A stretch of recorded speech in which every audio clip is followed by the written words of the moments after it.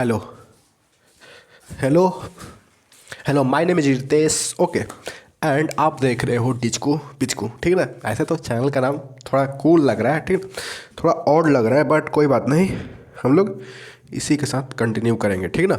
चलो देखो, तो आज का हम लोग का टॉपिक है वो है तत्व, ठीक ना। तत्व और इसके संकेत और परमाणु संख्या, ठीक ना। वैसे तो तत्वों की संख्या कुल, मतलब धरती पर, या मतलब कुल तत्वों की, ज्ञात तत्वों की संख्या जो है वो 118 है, ठीक ना। 118 है, ठीक है भाई, 118 है। तो उतना हम लोग को याद करने में क्या होगा कि बहुत ज़्यादा टाइम लगेगा, ठीक ना। और हो सकता है कि भूल भी जाए, ठीक ना। 118 में से सभी इम्पोर्टेंट नहीं होते हैं, ठीक ना। कुछ कुछ ऐसे हैं जो इम्पोर्टेंट नहीं है, ठीक ना। और कुछ कुछ ऐसे हैं जो बहुत ही ज़्यादा इम्पोर्टेंट है और बहुत बार एग्ज़ाम में पूछे भी जाते हैं, ठीक ना। तो इसीलिए हम लोग आज जो भी जितने भी इम्पोर्टेंट्स, ठीक ना, इम्पोर्टेंट तत्व है और उनके संकेत और उनके परमाणु संख्या है, उन सबको देखेंगे, ठीक ना। अगर जो ये याद कर लेता है ना, तो समझो तो 99% एग्जाम में वो लिख सकता है, ठीक ना। इससे ज़्यादा याद करने का ज़रूरत नहीं है। 118 को है तो 118 को याद करने का ज़रूरत नहीं। हम लोग यहाँ पे बहुत ही कम, करीब करीब 40 के करीब में हम लोग लिखे हैं, ठीक ना। और 40 से भी शायद कम है, ठीक ना। तो ये सारे इम्पोर्टेंट है जो मैंने यहाँ पर लिखा है, ठीक ना। अगर कोई इतना याद कर लेता है ना, तो मेरा पूरा दावा है कि कोई भी कैसा भी एग्जाम हो जिसमें तत्व और उसके संकेत और उसके परमाणु संख्या पूछा जाता है, तो वो लिख सकता है या सही निशान लगा सकता है, ठीक ना। क्योंकि मैंने खुद एक्सपीरियंस किया है और मैं खुद बच्चों को इतना ही सिखाता हूँ। और बहुत पेपर में देखता हूँ, जो भी पेपर एग्ज़ाम के होते हैं उस पर देखता हूँ, तो मेरे को इन्हीं से सवाल देखने को मिल जाते हैं, ठीक ना। तो आई होप आप लोग इस वीडियो को थोड़ा इन्जॉय करेंगे और अच्छे से देखेंगे, ठीक ना।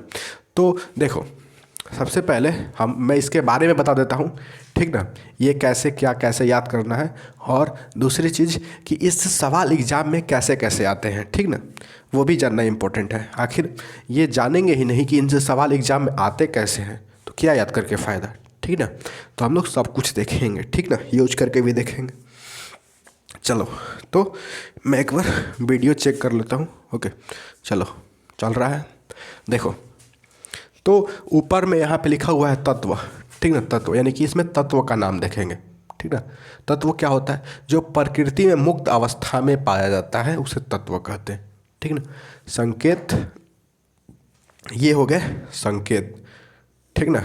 ये संकेत हो गए, बीच में संकेत लिखा हुआ है, और उनके परमाणु संख्या यहाँ लिखे हुए हैं, ठीक ना। फिर से यहाँ पर एक तत्व का कॉलम बनाया गया है और उसका संकेत यहाँ पे लिखा गया है और परमाणु संख्या इधर लिखा गया है। इधर हम लोग तो 3-4 सवाल बनाएंगे, ठीक ना, इनसे सवाल एग्जाम में आता है, ठीक ना। चलो देखो, तो पहला हम लोग का तत्व है जो हाइड्रोजन है, ठीक ना। इसका संकेत होता है H, बड़ा वाला H, ठीक ना। इसमें एक बात ध्यान देने वाला बात है, किसी भी तत्व जो है उसका संकेत में जो पहला लेटर आता है ना, वो बड़ा लेटर ही आता है, ठीक ना। कोई भी देख लो, कोई भी, इसमें भी कोई भी देख लो, जो पहला लेटर होगा ना, उसका पहला जो, मतलब जो संकेत होगा उसका पहला लेटर बड़ा अक्षर होता है। संकेत यहाँ पे लिख भी देता हूँ, ठीक ना। थोड़ा सा माइक इधर फंस गया, ओके, निकल गया। मैं लिख भी देता हूँ, ठीक ना। देखो, सॉरी, स्टार डाल के आप लोग भी नोट डाउन कर सकते हो, ठीक ना। संकेत का पहला अक्षर या पहला लेटर बड़ा अक्षर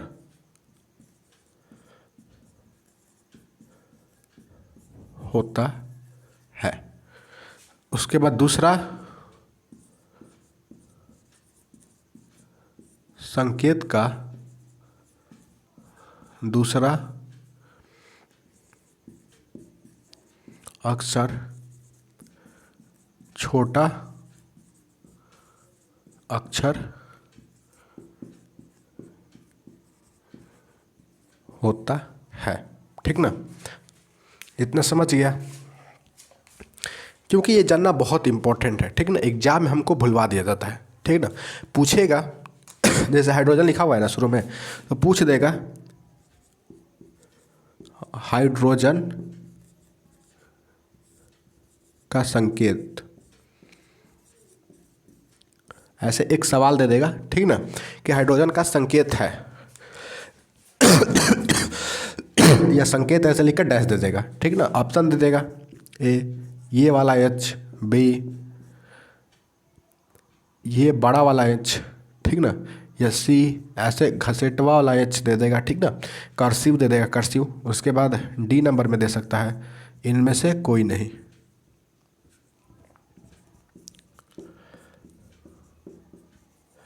इनमें से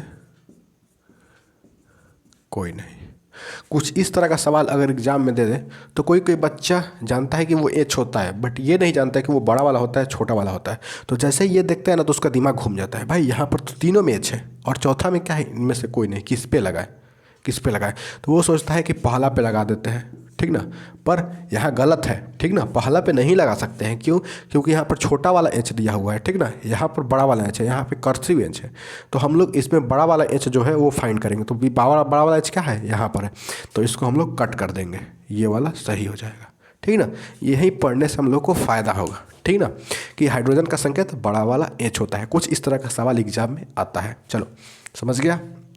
अब आगे बढ़ते हैं, और आगे हाइड्रोजन के बाद हम लोग चलते हैं अब हाइड्रोजन के बाद हीलियम, ठीक ना। हाइड्रोजन हीलियम इसका होता है He2 होता है। उसके बाद लिथियम Li3 होता है। बेरिलियम Be4 होता है। बोरॉन B होता है 5 होता है। कार्बन C इसका 6 होता है। नाइट्रोजन का N होता है 7 इसका परमाणु संख्या, ठीक ना। लाइन से ही चला जा रहा है यहाँ तक। उसके बाद ऑक्सीजन O, उसके बाद ये बड़ा वाला O है, ठीक ना, बड़ा वाला, छोटा वाला नहीं, ठीक ना। उसके बाद फ्लोरीन जिसका परमाणु संख्या 9 होता है, संकेत F। उसके बाद नियॉन का Ne, ठीक ना, इसका परमाणु संख्या 10 होता है, ठीक ना। उसके बाद सोडियम का Na, इसका क्या बोलते हैं, इसका परमाणु संख्या 11। Magnesium Mg 12। एल्यूमिनियम Al 13, ठीक ना। Silicon Si 15। फॉस्फोरस P16, ठीक ना, थोड़ा मिस्टेक हो गया, ठीक ना। सिलिकॉन का 14 होता है। फॉस्फोरस का 15 होता है। सल्फर का S, संकेत S हो जाएगा, बड़ा वाला S, उसका परमाणु संख्या 16। क्लोरीन Cl, ठीक ना, उसका 17। आर्गन का 18। पोटेशियम का K, यहाँ पर K लिखा हुआ है, ये K, और इसका परमाणु संख्या हो जाएगा वो 19, ठीक ना। यहाँ से मैंने 1 से 19 तक बता दिया, ठीक ना। ऐसे ही करते करते 118 को होता है, ठीक ना, 118 तक। बट हम लोग को 118 तक नहीं पढ़ना है, ठीक ना। पढ़ भी लेंगे तो याद नहीं कर पाएंगे। अगर कोई याद कर भी लेगा तो वो भूल जाएगा शायद, ठीक ना। अगर नहीं भी भूलता है तो उतना याद करने से कोई खास फ़ायदा नहीं है, ठीक ना। क्योंकि एग्ज़ाम में इसी से क्वेश्चन देखने को मिलते हैं, ठीक ना, इसी से क्वेश्चन देखने को मिल जाते हैं। तो इस तरह से याद करना है। देखो, hydrogen, helium, lithium, beryllium, boron, carbon, nitrogen, oxygen, fluorine, neon, sodium, magnesium, aluminium, ठीक ना, silicon, phosphorus, sulphur, chlorine, argon, potassium, calcium, इस तरह से याद कर सकते हो। उसके बाद कैल्शियम आता है, कैल्शियम का Ca होता है, ठीक ना, Ca, ओके। उसके बाद इसका परमाणु संख्या 20 हो गया। क्रोमियम का Cr, इसका परमाणु संख्या 24 हो गया, ठीक ना। 20 के बाद भी टाइटेनियम, स्केडियम ऐसे कुछ करके होता है, ठीक ना, बट वो इम्पोर्टेंट नहीं है तो मैंने उसको छोड़ दिया, ठीक ना। क्रोमियम आता है, क्रोमियम का Cr होता है, इसका परमाणु संख्या 24।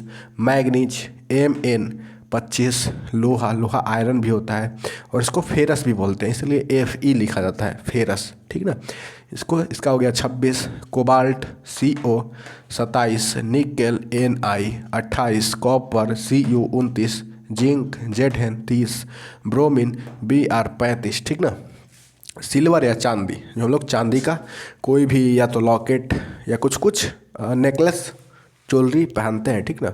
सिल्वर या बर्तन भी होता है, कलम भी होता है चांदी, सिल्वर या चांदी, AG इसका हो जाता है 47। देखो सिल्वर का याद रखना ज़रूरी है, ठीक ना। ये VVI है, ये बहुत ज़्यादा इंपॉर्टेंट है, ठीक ना, क्योंकि सिल्वर का बहुत बार पूछा जाता है, ठीक ना, और लोहा का भी VVI है, ठीक ना, और गोल्ड का भी। ऐसे मैं कर देता हूँ, जो बहुत VVI है, ठीक ना, उसको याद रखना बहुत ज़्यादा ज़रूरी है। कार्बन हो गया, हाइड्रोजन हो गया, हीलियम भी हो गया, ठीक ना, बहुत ज़्यादा जो ज़रूरी है मैं उसी पर ऐसा टिक लगा देता हूँ, ठीक ना। ये हो गया फ्लोरीन, नहीं नियॉन, ये सारे इंपॉर्टेंट है, बट जो इससे भी ज़्यादा इंपॉर्टेंट है मैं उसकी केवल बात कर रहा हूँ, ठीक ना। सिलिकॉन, फास्फोरस हो गया, सल्फ़र हो गया, क्लोरीन भी हो गया, आर्गन तो हो ही गया, बल्ब में रहता है। पोटेशियम जो हम लोग के माचिस का डब्बा होता है वहाँ पे देखने को मिलता है, ठीक ना। हाइड्रोजन कहाँ देखने को मिलता है? बैलून में, ठीक ना, नहीं बैलून में नहीं है, बैलून में हीलियम गैस रहता है, ठीक ना। और हाइड्रोजन गैस एक ऐसा गैस है जो जलता है और पानी इसी से मिलके बना है, ठीक ना। ये सूरज, पूरा जो सूरज का गोला है ना वो हाइड्रोजन से ही बना है, ठीक ना। हाइड्रोजन जब सूरज की ग्रेविटी की वजह से, इतना ग्रेविटी है वहाँ पे और हीट इतना है कि वो प्लाज्मा अवस्था में रहता है, ठीक ना, बहुत ही ज़्यादा टेम्परेचर की वजह से, ठीक ना, जिसके वजह से इसके जो मतलब न्यूक्लियस होता है यार, वो आपस में कोलाइड कर जाते हैं, ठीक ना, आपस में मतलब टकरा जाते हैं, जिसके वजह से ये हाइड्रोजन से हीलियम बन जाता है, जिसके वजह से क्या होता है, एनर्जी रिलीज होती है और वही हमारे कानों तक या कानों तक नहीं, आँखों तक पहुंचती है, ठीक ना। लिथियम हम लोग को बैटरी में देखने को मिल जाता है, ठीक ना, बैटरी में जो हम लोग बैटरी, फ़ोन का हो गया, लैपटॉप का हो गया, ये सारे बैटरी जो बनते हैं ना वो लिथियम होते हैं, ठीक ना, लिथियम का बना होता है, यही लिथियम होता है जो कि थोड़ा महंगा मिलता है, ठीक ना। चलो आगे देखो। कार्बन, तो कार्बन से तो हम लोग बने ही हैं, ठीक ना, सब कुछ कार्बन से बना है भाई, सब कुछ कार्बन हर जगह पाया जाता है। नाइट्रोजन, ऑक्सीजन, नाइट्रोजन जो कि खाने वाला पैकेट होता है ना उसमें नाइट्रोजन गैस भरा रहता है, ठीक ना। कोई भी चिप्स, कुरकुरे ये सब खरीदेंगे ना तो उसमें नाइट्रोजन भरा हुआ रहता है, ठीक ना। उसके बाद ऑक्सीजन, ठीक ना, ऑक्सीजन हो गया, ऑक्सीजन में होता है जो हम लोग सांस ले रहे हैं ये ऑक्सीजन होता है, ठीक ना। उसके बाद सोडियम, सोडियम हम लोग को मेटल है एक, ठीक ना, जो कि चाकू से कट जाता है, ठीक ना, और इसको हम लोग बाहर नहीं रख सकते हैं क्योंकि ये ब्लास्ट कर जाएगा, ठीक ना, पानी में डालेंगे तो ब्लास्ट कर जाएगा। एल्यूमिनियम, मैग्नीशियम, ये सब इंपॉर्टेंट्स है। फास्फोरस, ठीक ना, पोटेशियम और फास्फोरस, ये फास्फोरस जो है वो तिल्ली पर शायद लगी रहती है, ठीक ना, तिल्ली पर, और ये पोटेशियम जो है वो डिब्बी पर लगी रहती है, ठीक ना। कैल्शियम, कैल्शियम की वजह से हम लोग की हड्डी मजबूत रहती है, ठीक ना। जो मतलब कैल्शियम वाला जो खाना खाता है या ऐसे जो भोजन करता है जिसमें कैल्शियम की मात्रा ज़्यादा रहती है तो उसका हड्डी मजबूत होता है, ठीक है ना। हड्डी के लिए इम्पोर्टेंट है ये, ठीक ना, ये एक इम्पॉर्टेंट है। उसके बाद क्रोमियम हो गया, मैग्नीज, चांदी तक हम लोग बात कर लिए हैं, ठीक ना, आगे बढ़ते हैं, ठीक ना।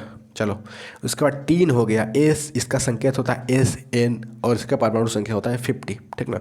आयोडीन हो गया जो कि इसका संकेत होता है I और इसका परमाणु संख्या होता है 53, ठीक ना, 53 होता है। और आयोडीन हम लोग को कहाँ से मिलता है भाई? तो आयोडीन हम लोग को मिलता है नमक के साथ, टाटा नमक जो मिलता है ना तो उसमें आयोडीन रखा रहता है, ठीक ना, आयोडीन उसमें मिलाया रहता है और उसी को हम लोग खाते हैं जिससे कि हम लोग को आयोडीन की पूर्ति हो जाती है। अगर कोई आयोडीन ना खाए या आयोडीन उसको कहीं से ना मिले, नमक से ना मिले या ना मिले तो उसको यहाँ पे घेंघा रोग हो जाता है, ठीक ना, घेंघा रोग। यानी घेंघा रोग कहने का मतलब होता है कि उसका ये गला थोड़ा सा बढ़ जाएगा, ठीक ना, उसका साइज बढ़ जाएगा और उसमें क्या होगा कि उसको बोलने में तकलीफ़ होगा या कुछ निगलने में तकलीफ़ होगा, ठीक ना। तो इसलिए आयोडीन का खाना ज़रूरी है क्योंकि आयोडीन की कमी से कौन सा रोग होता है? आयोडीन की कमी से